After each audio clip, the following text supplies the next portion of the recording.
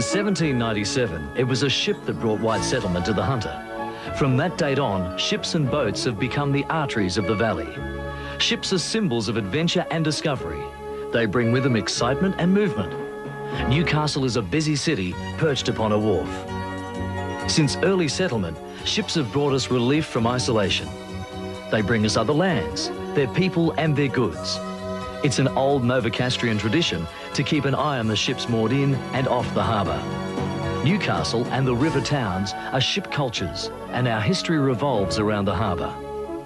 It really does. You've got to imagine hundreds, even thousands of sailors being in port at any one time in the days of sail. And these people would come in after months at sea looking for entertainment and thronging the foreshores in order to get to hotels and boarding houses and boarding houses. Newcastle East used to be scattered boarding houses everywhere, and they required all kinds of services, meat, bread. William Arnott provided some of that. They had to be provided with ship's gear of all kinds. The early years of shipping revealed Newcastle as one of the most difficult ports in the world. By the turn of the century, our coast was littered by the remains of ships that had fallen foul of Nobby's, its reef, and the shallow, tortuous channel that led to the harbour. Our history books are filled with the spectacle of wrecks and rescues. Newcastle fought for years to commission a steam tug to improve safety. Our harbour now boasts some of the most advanced tugs in the world, all jostling for the right to guide the big ships in. A breakwater was built off Nobby's to give more protection.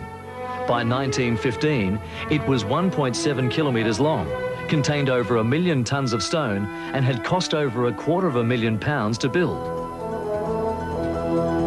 Timeless reminders of our early shipbuilding are still to be found chugging round the harbour.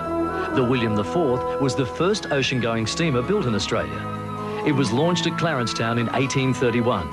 Shipbuilding flourished in Newcastle. War gave the industry a shot in the arm. In April 1942, the second state dockyard was begun. It was needed to make ships for our Navy. In its first 2 years of operation, a phenomenal 23 vessels were built. By the time shipbuilding ceased in 1983, it had launched hundreds of ships. Trade all comes by ship, but then so do invaders. In 1886, Fort Scratchley was set up to protect the port. On June 6, 1942, the fort proved itself. Japanese submariners raided Newcastle. Our guns answered with fire. The attack was successfully repelled in this, the first action by coastal defences in Australian history. As boats got bigger, the harbour had to be dredged. It's taken the 200 years since Shortland entered the harbour to deepen it from 5.4 metres to its current 15.2 metres. When you look at the harbour today, it would be very hard to realise what it was like when Lieutenant Shortland came up here in 1797, because in those days it was simply the estuary of the Hunter River.